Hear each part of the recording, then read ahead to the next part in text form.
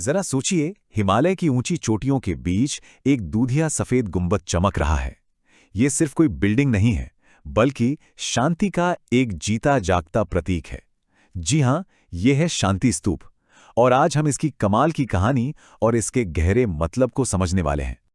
लेकिन एक मिनट, एक सदियों पुराने आध्यात्मिक गुरु का इस नए जमाने के अजूबे से क्या लेना देना हो सकता है?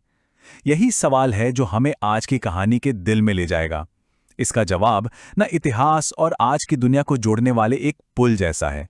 तो चलिए इस गुत्थी को सुलझाते हैं। और इसकी शुरुआत होती है दलाई लामा की बहुत ही प्राचीन और अहम वंश परंपरा को समझने से। देखिए, तिब्बती बौद्ध धर्म में एक गहरा विश्वास है कि ये दलाई लामा जो हैं वो अवलोकितेश्वर यानी करुणा के बोधिसत्व के ही रूप हैं। यही सोच, यही विश्वास उनकी भूमिका का आधार है। इसीलिए उन्हें तिब्बत का संरक्षक भी माना जाता है।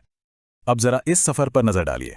1391 में पहले दलाई लामा का जन्म हुआ, फिर 1578 में दलाई लामा का टाइटल ऑफिशियल हो गया और 1642 तक आते आते 5वें दलाई लामा ने तिब्बत पर राजनैतिक शासन भी स्थापित कर लिया।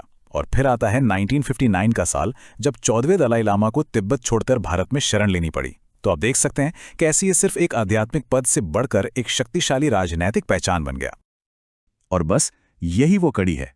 1959 में 14वें दलाई लामा का भारत आना, यही वो पल है जो इस सदियों पुरानी तिब्बती विरासत को सीधे लद्दाख के शांति स्तूप से जोड़ देता है।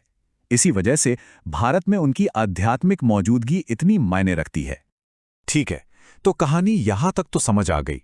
एक प्राचीन वंश भारत में है, पर सवाल यह है कि इस विरासत से लद्दाख की पहाड़ियों पर इतना खूबसूरत शांति का प्रतीक कैसे बन गया? इसकी कहानी क्या है? और यहीं से कहानी एक दिलचस्प मोड़ लेती है। सीन में एंट्री होती है एक जापानीज बौद्ध भिक्षु निचिदात्सु फुजी की। उन्होंने अपनी आंखों से जंग की तबाही देखी थी और बस तभी उन्होंने ठान लिया कि वो दुनिया भर में शांति के लिए ऐसे स्तूप बनाएंगे। लद्दाख का शांति स्तूप उन्हीं के इस ग्लोबल मिशन का एक बहुत ही खूबसूरत हिस्सा है। और ये स्तूप कैसे बना, ये भी अपने आप में एक कहानी है। सबसे पहले तो निचिदात्सु फुजी का सपना था, फिर 1983 में इस पर काम शुरू हुआ। पता है सबसे अच्छी बात क्या थी? ये एक टीम एफर्ट था। पैसा जापान से आया और मेहनत की लद्दाख के ही लोगों ने अपनी मर्जी से। और फिर इसका उद्घाटन किया खुद 14 दलाई लामा ने। है ना कमाल की बात? वो साल था 1991, जब 14वें दलाई लामा ने खुद इस स्तूप का उद्घाटन किया। बस यही वो पल था जब वो सदियों पुरानी विरासत और शांति का ये नया प्रतीक हमेशा के लिए एक हो गए। तो अब अगर आपका भी मन कर रहा है इस कमाल की जगह पर जाने का, तो चलिए मैं आपको बताता हूं कि वहां जाने के लिए क्या-क्या बातें जानना जरूरी हैं। जब आप स्तूप के पास पहुंचेंगे ना, तो देखेंगे कि इसके 2 लेवल हैं। पहले लेवल पर आपको बीच में बुद्ध की एक सुनहरी मूर्ति दिखेगी और साथ में धर्म चक्र यानी धर्म का पहिया।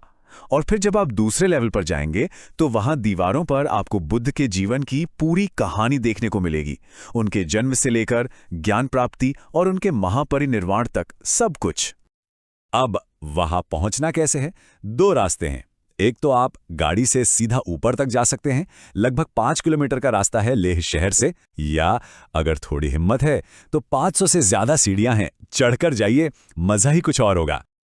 अच्छा, कुछ जरूरी बातें नोट कर लीजिए। एंट्री की कोई फीस नहीं है, एकदम फ्री। सुबह 5 बजे से रात 9 बजे तक खुला रहता है। जाने का बेस्ट टाइम है मई से सितंबर के बीच। और मेरी सलाह मानिए तो सनराइज या सनसेट के वक्त जाइएगा। जो नज़ारा दिखता है ना, वो आप कभी नहीं भूलेंगे। हाँ, कुछ सेफ्टी टिप्स भी हैं। आप बहुत ऊंचाई पर होंगे तो थोड़ा आराम से शरीर को एडजस्ट होने का टाइम दीजिए। पानी की बोतल, सनस्क्रीन और हाँ, आरामदायक जूते, खासकर अगर सीढ़ियां चढ़ रहे हैं, जरूर साथ रखना। और सबसे जरूरी बात, ये एक धार्मिक जगह है तो उसकी पवित्रता का ध्यान जरूर रखें। और लेह से बाहर जा रहे हैं तो थोड़ा कैश भी रख लेना। लेकिन रुकिए, कहानी यहीं खत्म नहीं होती। शांति स्तूप तो बस एक पड़ाव है, पूरा लद्दाख ही तो एक खजाना है। चलिए देखते हैं कि आसपास और क्या क्या है। आप ऐतिहासिक लेह पैलेस जा सकते हैं। हेमिस और थिक्से जैसे खूबसूरत मठ हैं। नेचर पसंद है तो नुब्रा वैली के नज़ारे आपका दिल जीत लेंगे। और हां, मशहूर पेंगोंग झील, उसके तो क्या ही कहने।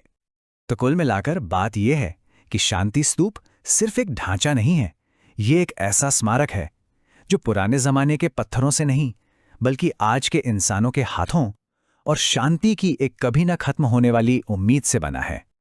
और अब जाने से पहले मैं आपके लिए एक सवाल छोड़ जाता हूं, सोचिएगा जरूर। आज की इस दुनिया में जो इतनी बटी हुई है, हम और आप मिलकर एकता के ऐसे कौन से नए प्रतीक बना सकते हैं?